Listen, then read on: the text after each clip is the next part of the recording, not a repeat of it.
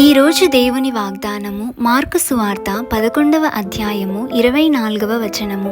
ప్రార్థన చేయనప్పుడు మీరు అడుగుచున్న వాటి నెలను పొంది ఉన్నామని నమ్ముడి, అప్పుడు అవి మీకు కలుగునని మీతో చెప్పుచున్నాను. ప్రియమైన వారలారా, మనందరము కూడా ప్రార్థిస్తాము, కానీ విశ్వాసం అనేది కరువయింది. విశ్వాసము కంటే ముందు సందేహం అనేది వస్తుంది కదా. అప్పుడు ఇంకా విశ్వాసానికి చోటెక్కడిది?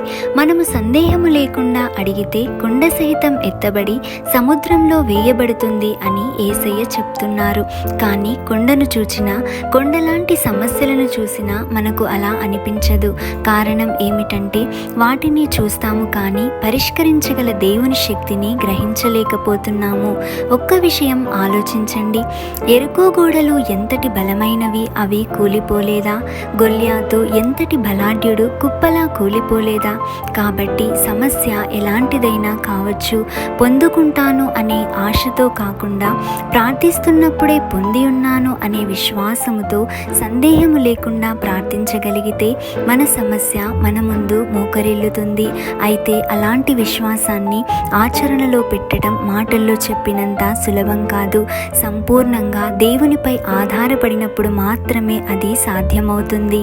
ఒక చిన్న పాప రోజు స్కూలుకి వెళ్ళాలి అంటే ఒక కొండను దాటి వెళ్ళాల్సి వచ్చేది. అది తనకు చాలా కష్టం అనిపించేది. అప్పుడు ఆ పాప, ప్రభువా, ఈ కొండ వెళ్ళి పక్కనే ఉన్న సముద్రంలో పడిపోవాలి అని ప్రార్థించేది. అది ఆ అమ్మాయి యొక్క విశ్వాసము. కానీ వినడానికి నమ్మశక్యంగా లేదు కదా.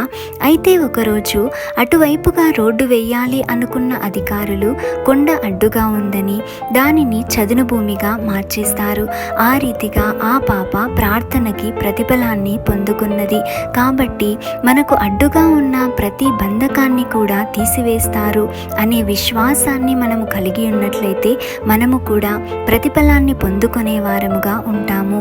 కాబట్టి సమస్య ఏదైనా సరే సందేహింపగా విశ్వాసముతో ప్రార్థించి ప్రతిఫలాన్ని పొందుకునే కృపను, ధన్యతను దేవుడు మనందరికీ అనుగ్రహించునుగాక.